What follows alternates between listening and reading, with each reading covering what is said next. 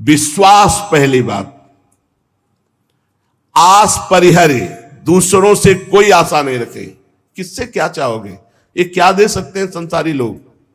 कोई ऐसा नहीं है जो मांगने में ना उतारू हो, सब मांग रहे हैं। अगर मांगना ही है तुमसे तो ऐसे से मांगो जहां से मांगना मिट जाए। वो केवल भगवान, केवल भगवान। भगवान के सिवा अन्य से किसी मांगने से हमारा मंगतापन नहीं मिटेगा। पीछे एक दिन चर्चा में आया था कि यदि जांचना ही है तो जानकी नाथ से जांचो, जिससे जांचने के बाद जाचकता जर जाए, मांगना मिट जाए। पहला, विश्वास करो तुम्हारे ऊपर भगवान की विशेष कृपा है। दूसरा, हमें कभी किसी से मांगना नहीं, अगर मांगना है तो सिर्फ भगवान से। तीसरा, निरंतर हमें नाम जप करना है। ये बहुत बड़ी बात तीन है। भगवान पर दृढ़ विश्वास, अन्य किसी का आशा भरोसा नहीं, और निरंतर नाम जप। तो कह रहे बिनु श्रम तरई भवनाथ सो समराम है। अन्य कोई साधन का श्रम नहीं, उसे निश्चित भगवत प्राप्ति हो जाएगी। भगवान पर विश्वास रखकर नित्य स्मरण करने का हमें प्रयत्न करना है, प्रयत्न करना है। जितनी हमें सामर्थ्य दी है उतना हमें करना है। आगे की बात भगवान संभाल लेंगे, पक्का समझ लो। घंटों आप संसार की वार्ता कर सकते हो, घंटों घंटों आप संसार के दृश्य देख सकते हो। जैसे 3 घंटे 2.5 घंटे की फिल्म है, आपका बिल्कुल मन नहीं भागेगा। लेकिन 2.5 घंटे बैठकर माला जपो, फिर देख लो क्या दुर्दशा करता है मन, परेशान कर देगा आपको। बस यही, क्योंकि जब 3 घंटे फिल्म देखता है तो सब कुछ कवर कर रहा है प्रपंच, अनजाने में सीसीटीवी की तरह। और जब नाम जप करते हो 3 घंटे, तो वो अंदर से मन को खाली कर रहा है, मन को निर्मल कर रहा है। ये बात पकड़ लो तो हिम्मत पूर्वक डटे रहोगे, और नाम जब छोड़ोगे नहीं तो तुम्हारा मन निर्मल हो गया। और जहां मन निर्मल हुआ, निर्मल जन मन सो मोहि पावा, वो भगवान को प्राप्त कर लेता है। ये विश्वास रखो, भगवान हर समय तुम्हें देख रहे हैं। भगवान सर्व सामर्थ्यशाली है, और भगवान ने तुम्हें निमंत्रण दिया है अपने साक्षात्कार का।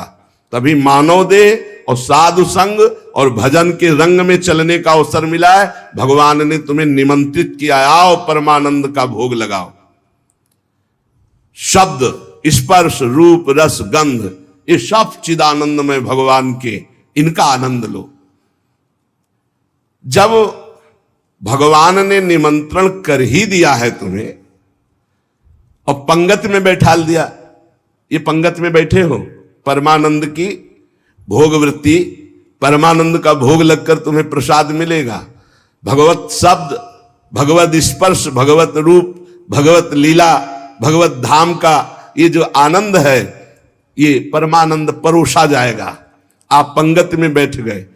कोई धर्मात्मा पुरुष जब तुम्हें पंगत में बैठालता है, पत्तल दोना डाल देता है, तो इसके बाद तुम्हें उबने की जरूरत नहीं, सामान भी आएगा।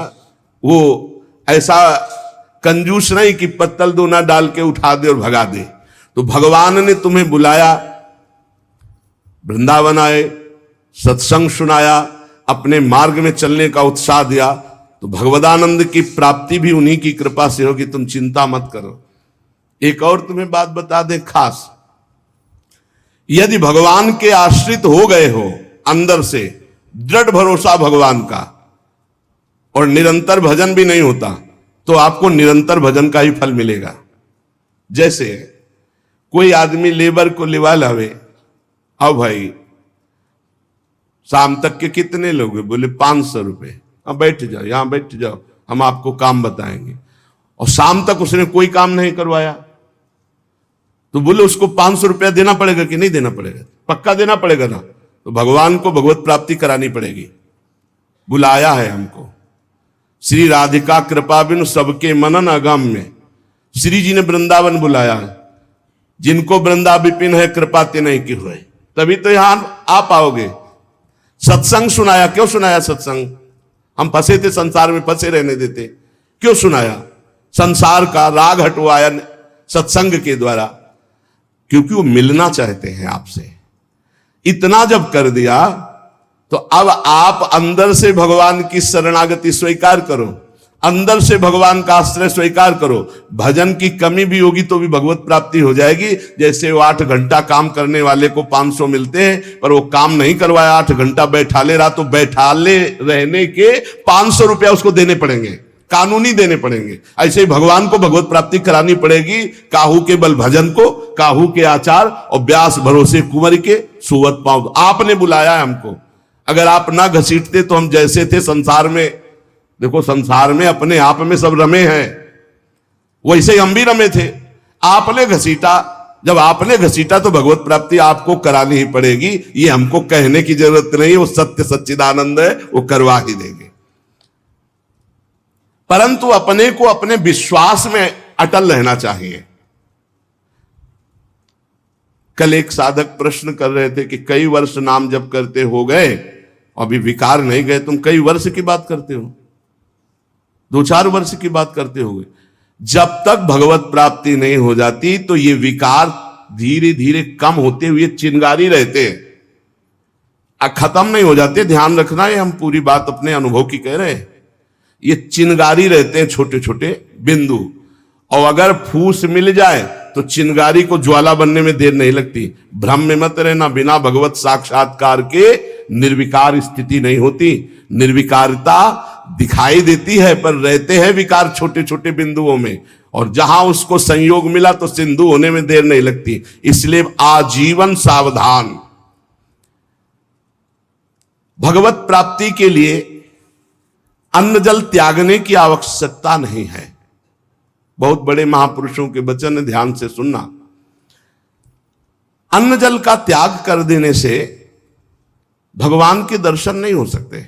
अगर होते होते तो चलो भाई अन्न जल का त्याग कर दो तो भगवान मिल जाए, ऐसा नहीं है। ऐसा कोई शास्त्रीय नियम या संतों ने नियम नहीं बनाया आज तक कि आप अन्न जल का त्याग कर दो तो भगवान मिल जाएंगे। एक अहंकार और हो जाता है, वो अहंकार ना होने पावे। अगर हम फलाहार रहते हैं तो भजन के लिए रहते हैं, हर समय हमारा सात्विक भाव बना रहे और निरंतर भजन बने, बढ़िया बात है।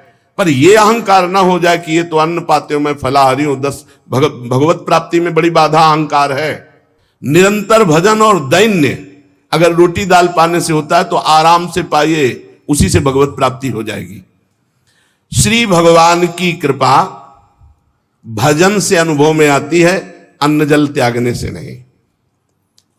भगवान के दर्शन भजन से होते हैं। जितना भजन करोगे भगवद आश्रित होकर, उतने नजदीक आप पहुंचते जाओगे भगवान के। एकादश स्कंद में 9 योगेश्वर जन कहते हैं, जैसे भूखे आदमी को एक एक कवल भोजन तो तुष्टि पुष्टि क्षुधा निवृत्ति होती जाती है, ऐसे ही एक एक भजन, एक एक नाम जप संसार से वैराग्य, स्वरूप का ज्ञान और भगवान से प्रेम, ये एक एक भजन में होता जाता है। तो अब जैसे कई दिनों का भूखा है, 1 2 4 कवल पवा के रोक दो तो कुछ अनुभव नहीं होगा, और भूख व्याकुल। ऐसे ही 2-4 माला कर लिए आप, काम वो भी हो रहा है 2-4 माला से ही, लेकिन आपको अनुभव नहीं होगा। अनुभव होगा जैसे वो आधा पेट भोजन कर ले और फिर स्वाद उसे खीर का सब्जी का अलग अलग आएगा, इतना भूखा कि पहले आधा पेट हो जाए। ऐसे ही हमको कम से कम 12 घंटा भजन में व्यतीत हो, तब हमारी समझ में आएगा कि नाम का स्वाद क्या है। एक एक नाम संसार से वैराग्य, भगवान से प्रेम और स्वरूप का ज्ञान प्रतिपल करा रहा है। पर बोध तब होगा जब कम से कम 12 घंटा भजन 24 घंटे में होने लगे। और जिनका 24 घंटे भजन होता है, ईमानदारी से जिनका 24 घंटे चिंतन होता है, उनको कोई प्रश्न नहीं रह जाता, उनकी कोई चाह नहीं रह जाती, उनकी कोई कामना नहीं रह जाती। अपने आप भगवत साक्षात्कार, अपने आप तत्व ज्ञान होने, भजन में बहुत बड़ा बल है। तो इन सब बाहरी बातों पर साधक ना फंसे कि हम अन्न छोड़ दें, हम जल छोड़ दें, हम ये कपड़ा छोड़ दें। सर्दी है, चिंतन हो रहा सर्दी का, अरे चाहे टाट मिले चाहे कंबल तत्काल ओढ़ लो, चिंतन सर्दी का ना हो। प्रिया प्रीतम को खास बात यह है, भूख लगी है जो मिले नमक रोटी खाओ, इसको शांत करो और चिंतन प्रभु का करो। चिंतन रोटी का हो रहा है, चिंतन कपड़ा का हो रहा है, चिंतन भोगों का हो रहा है, अब वो बात नहीं। ये बात बिल्कुल परमार्थ में शास्त्र सम्मत, हमारा चिंतन नहीं होना चाहिए जागतिक भोगों का। भगवत प्रसाद जो मिला इसे डाल लिया उदासीन भाव से, चिंतन हमारा प्रभु का होना चाहिए। भगवत दर्शन में प्रधान भजन करते हुए जब भगवान से मिलन की व्याकुलता होती है। अभी कहां मिलन की व्याकुलता है? भजन, खास बात भजन है। जितना देर भजन करोगे उतने आप उज्जवल और पवित्र होते चले जाओगे। आपको पता नहीं होता कि आप कितनी ऊंचाई पर चढ़ रहे हैं। जब कोई अपराध बनता है और वो खो जाती है वृत्ति, तब लगता है कितनी ऊंचाई की वो वृत्ति थी, मेरे से गलती हो गई तो देखो वृत्ति खो गई। सहज धारा भगवत चिंतन की, सहज धारा, कोई विक्षेप नहीं, कोई चाह नहीं। और जहां अपराध बन गया तो वो बाधित हो जाती है। कई तरह का अपराध होता है। मैं बहुत भजनानंदी हूं और इनमें तो भजन नहीं, रुक जाएगा आपका भजन। किसी से अपने को मिलाना, उसको अपने से नीचा देखना, मारे गए, आपका भजन रुक जाएगा। किसी की निंदा कर देना, किसी के ऐसी चेष्टा करना कि उसके भजन करने वाले हृदय में दुख पहुंच गया, अब आपका भजन अवरुद्ध हो जाएगा। ना कोई चेष्टा, ना कोई निंदा और ना कोई मिलान किसी से करना है। हर समय देखना है हमारे ऊपर भगवान की विशुद्ध कृपा है, सब संतों की कृपा है, चराचर जगत की हमारे ऊपर कृपा है, सब श्रेष्ठ है, हम सबसे लघु। अब भजन आपका निरंतर चलेगा। अनन्य भजन में ना तन की शुद्धि रह जाए और ना मन की शुद्धि रह जाए। मन भी बेशुद्ध हो जाता है। अभी हमारा मन नहीं लगता तो मन की शुद्धि है, भजन की नहीं, ध्यान रखना। बैठे हो, शरीर में पीड़ा हो रही, अभी तन की शुद्धि है, भजन की। जब भजन में आएगी तो तन मन डारे खोए, लगन लगन सब कोई कहे, लगन कहावे सोए, जा लगन में तन मन डारे खोए। ऐसा भजन चल रहा है कि मन भी पंग हो गया, तन की भी शुद्धि नहीं। यह है भगवत साक्षात्कार के लिए। जानबूझकर हठपूर्वक अन्न, वस्त्र आदि आदि जो शरीर निर्वाह के लिए इनको छोड़ना बड़ा हानिकारक है। शरीर को स्वस्थ रखना भजन के लिए बहुत आवश्यक है। आपका शरीर स्वस्थ है, आप आराम से 2-4 घंटे आसन में शांत बैठकर मन को परमात्मा में लगा सकते हैं। अब आज कलयुगी शरीर ऐसे हो रहे हैं, नौजवान आदमी ब्लड प्रेशर, शुगर, क्या क्या परेशानियां। भजन कर लो, आगे और समय ऐसा आने वाला है भजन के लिए अवसर नहीं।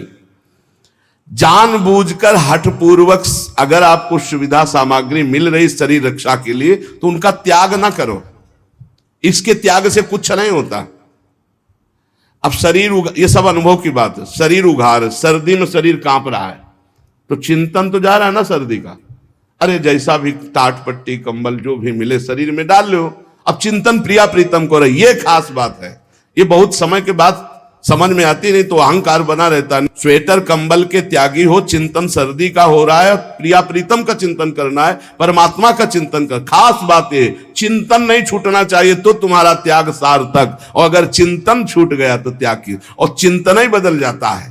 प्रभु का चिंतन न रहकर शरीर का चिंतन होने लगता है। इसीलिए प्रेमी जनों को आप देखिए, वो वैराग्य प्रधान नहीं, अनुराग प्रधान होते, इसीलिए उनको पहचानना बड़ा कठिन।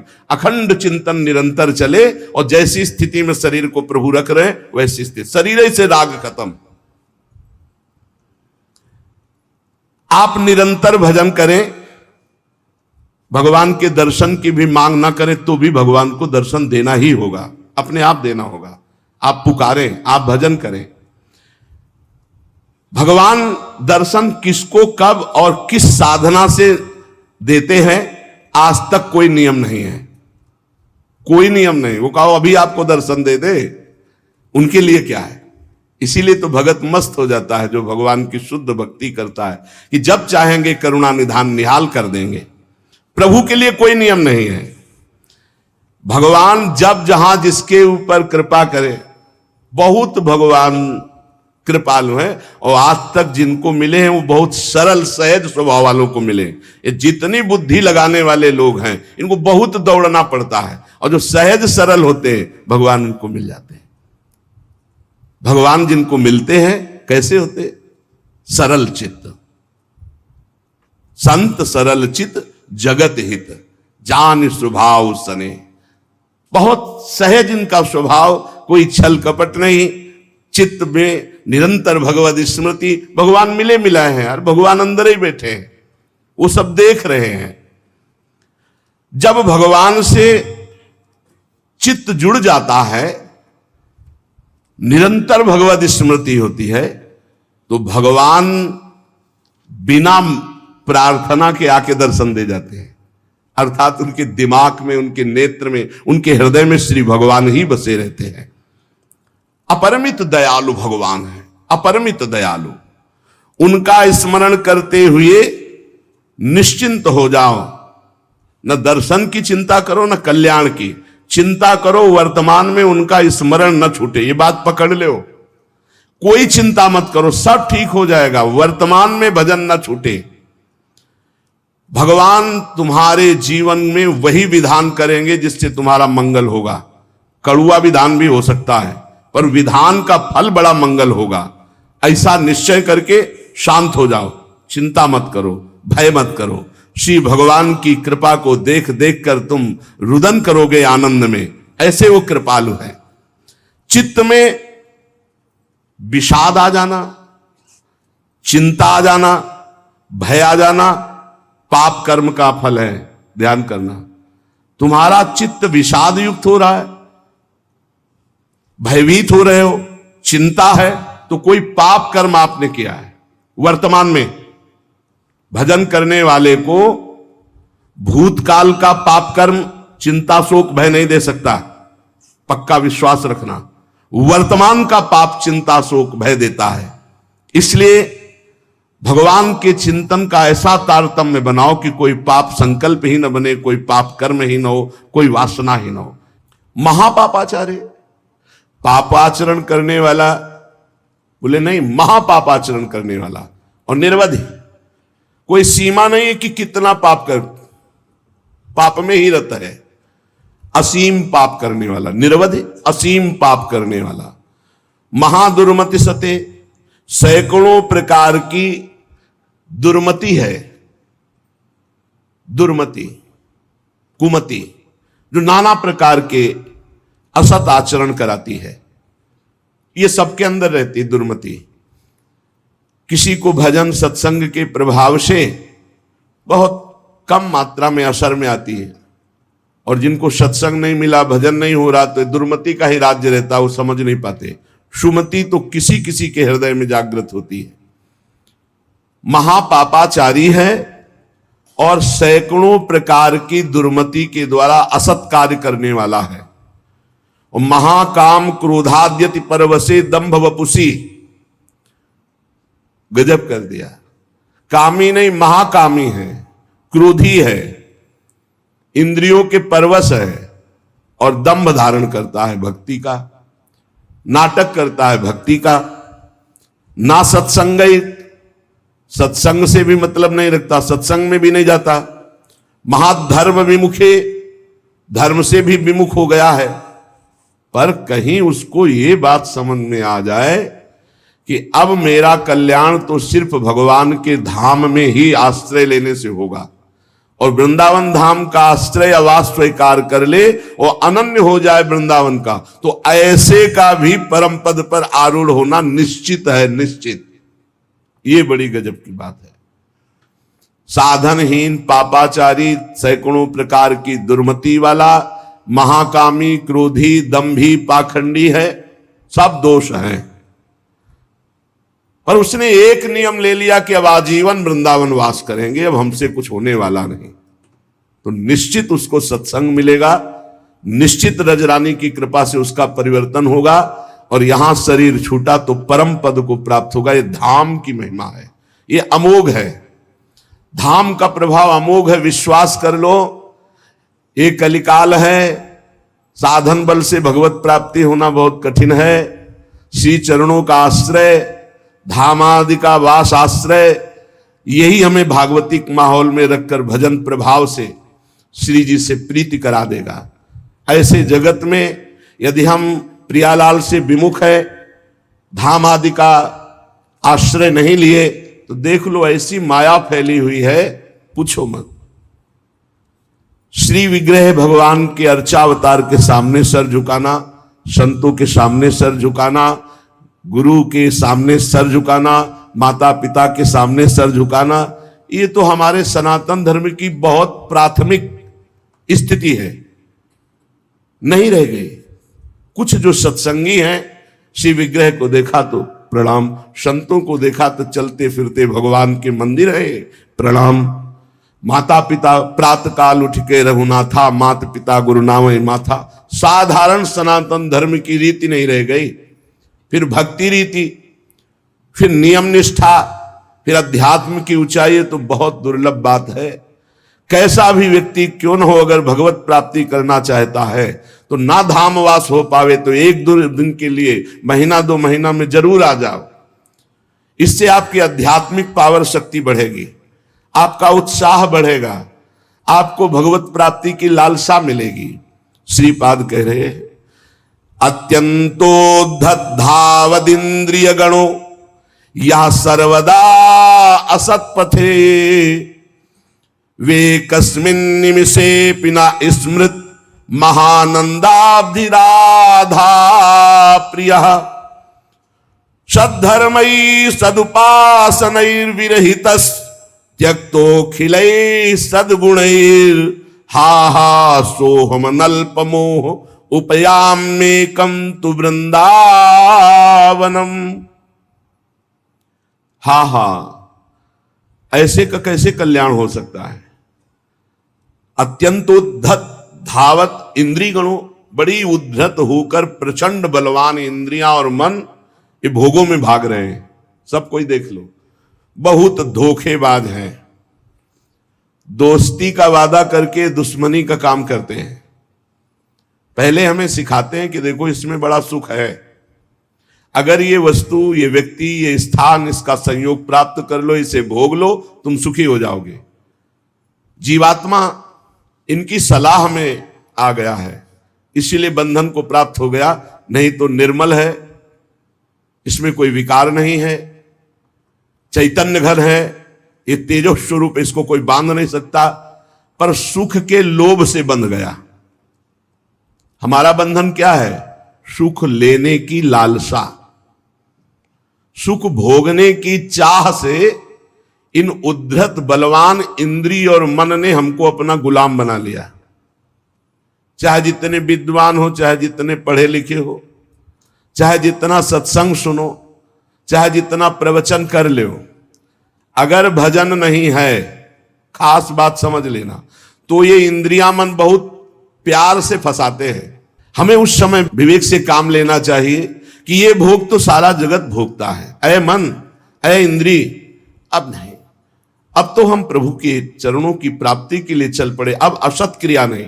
वह उस समय विवेक काम नहीं करता, बुद्धि ये सलाह देने लगती, चलो कुछ 5 ही मिनट की तो बात है, फिर भजन कर लेना, यमुना स्नान कर लेना, अमुक पाठ कर लेंगे, पाप नष्ट हो। ऐसे साधकों को भ्रष्ट करते हैं। संसारियों को तो जो गिरे हुए हैं उनको क्या गिरना, लेकिन जो अच्छे हैं, चलना चाहते हैं, उनको भी अत्यंतोद्धत धावत इंद्रिय गणों या सर्वदा असत पथे। ये इंद्रियां, ये मन ऐसा मिठास पैदा करते हैं कि जीवात्मा स्वीकृति दे देता है, चलो। अब वो बेचारा इंद्रिय और मन के उसमें फंसा हुआ दुर्गति को प्राप्त होता है। नरक आदि भोगना, जेल भोगना, ना कुछ तो अंदर जलन पैदा हो गई, अशांति, चिंता, शोक, भय। पक्का समझ लेना, जब तक ये इंद्रियां और मन सुख का प्रलोभन देकर तुमसे दस्तखत कराते रहेंगे, स्वीकृति करते रहोगे, तब तक ये बंधन मिटने वाला नहीं। श्रीपाद कह रहे, हा हा सोह मन अल्प मोहा, अर्थात बहुत बड़ा मोह हमारे अंदर है, छोटा नहीं है। क्या? हम इंद्रिय और मन की सलाह में आ जाते हैं। हम सब बड़ी सलाह बुद्धि देती है फंसने की, निकलने की सलाह नहीं देती। बहुत बार हो चुका, आपकी बार नहीं, अब नहीं, ऐसा नहीं, बार बार। इसे तृष्णा कहते हैं। भोगे हुए भोग को पुनः भोगने की इच्छा का नाम तृष्णा है। ये तृष्णा पापिनी बार बार पाप कराती है। एकस्मिन निमिषेपि ना स्मृत महानंदाब्दि राधा प्रिया। राधा प्रिय, राधा वल्लभ लाल का एक पलक झपकने के लिए भी एकाग्र होकर ये स्मरण के लिए राजी नहीं है। ध्यान देना, सोचो कि स्वाभाविक ये भजन करेंगे तो इनके बस की बात नहीं, इंद्रिय और मन की। ये स्वाभाविक विषयों में तुम्हें फंसाएंगी। एक निमिष कहते हैं पलक झपकने को। एकस्मिन निमिषेपि ना स्मृत महा आनंद राधा प्रिया। महा आनंद प्रदान करने वाले राधा रमण जी, राधा वल्लभ लाल, राधा बांके बिहारी का एक पलक झपकने के समय को भी प्यार से स्मरण करने के लिए राजी नहीं है। इनको जबरदस्ती भजन कराना पड़ेगा। ये जो कहते हैं मेरा भजन में मन नहीं, कोई सिद्ध हो गए क्या तुम्हारा भजन में मन लगेगा? साधक को जबरदस्ती भजन कराना है। इस जबान से राधा राधा वल्लभ श्री हरिवंश, राधा वल्लभ श्री हरिवंश, तो हृदय में भी प्रकाश ज्ञान का और बाहर सुख वैभव भी मिलेगा। यही परलोक सकल सुख पावत, मेरी सो भैया कृष्ण गुण संचु। सद्धर्मई सदुपासनैर विरहित त्यक्तोखिलई सदगुणई। सद्धर्म का त्याग, सद उपासना का त्याग, अखिल सदगुणों से युक्त जो महात्मा जन है उनका संग त्याग। ये महामुग्ध होकर के भोगों में लगा हुआ इंद्रिय मन एक निमिष के लिए भी राधा वल्लभ लाल के चरणों का चिंतन नहीं करता। हा हा, हाय हाय क्या होगा मेरे जीवन का। उपयाम्येकम तु वृंदावनम। अब मैंने समझ लिया कि अब मेरा एकमात्र परम कल्याण, उद्धार, मंगल सीधा वृंदावन करेगा। तो मैं आजीवन वृंदावन वास का नियम लेता हूं कि अब मेरे से तो कुछ बनने वाला नहीं। अपने शरीर को इसी धाम में रखूंगा और इसी रज में धूल धूसरित होकर प्राण त्याग दूंगा, तो भगवत प्राप्ति हो जाएगी, पक्का भगवत प्राप्ति हो जाएगी। धाम में आजीवन वास से भगवत प्राप्ति। अब ये जो बीच की यात्रा है ये समझना होगा, नहीं कहीं भ्रम ना हो जाए कि हम धामवास करें और खूब मनमानी कुमार्गामी प्रवृत्तियों के आचरण करें। देखो ये धाम सुरक्षित है दैवी शक्तियों से। जैसे राष्ट्रपति भवन की विशेष सुरक्षा होती है, ऐसे जैसे ये पुरियां हैं, धाम है, तीर्थ स्थान है, ये विशेष सुरक्षित होते हैं। इनमें जो उद्दंडता करता है, पापी पापाचरण करता है, उनको विशेष दंड दिया जाता है, ध्यान रखना। तो ये जो कहा गया कि आप अखंड धामवास करें आपको भगवत प्राप्ति होगी, तो अखंड धामवास और भगवत प्राप्ति के बीच की यात्रा नहीं बताई गई। वो होगी सत्संग से, वो होगी रसिकों के संग से। ऐसा नहीं है कि आप धामवास करो, खुला पापाचरण करो, आपको भगवत प्राप्ति हो जाएगी। ऐसा नहीं, ऐसा नहीं है। ये भ्रम में मत रहना। ये जो कहा जाता है तो धामवासी को सत्संग मिलता है और सत्संग से वो अपना सुधार करके निरंतर भजन परायण होकर भगवत प्राप्ति करता है। उपासक निरंतर भजन के लिए दृढ़ नियम लेना पड़ेगा। इसके लिए ये नहीं कि घर त्याग करके कहीं भागकर जाने की जरूरत है। आश्रय धाम का लिए हैं और आप बहुत दूर वास कर रहे हैं और निरंतर भजन का नियम ले लिए कि हम अभ्यास कर रहे हैं। अंतर पड़ सकता है अभ्यासी को, वो कोई सिद्ध पुरुष नहीं है, पर नाम जब का पक्का वही धाम प्रकाशित हो जाएगा, वही प्रिया प्रीतम प्रकाशित हो जाएंगे। विश्वास करी सब आस परिहरी, दास तब जे होई रहे, जप नाम तव बिनु श्रम तरही भव, नाथ सो समराम है। बहुत जोर की बात गोस्वामी जी कह रहे हैं। जो आप पर विश्वास करके सबकी आशा का त्याग करके आपके चरणों के दास हो गए, और रात दिन आपका नाम जप कर रहे हैं तो बिना प्रयास के कोई संसार समुद्र से पार हो जाएंगे और कोई साधन करने की जरूरत नहीं।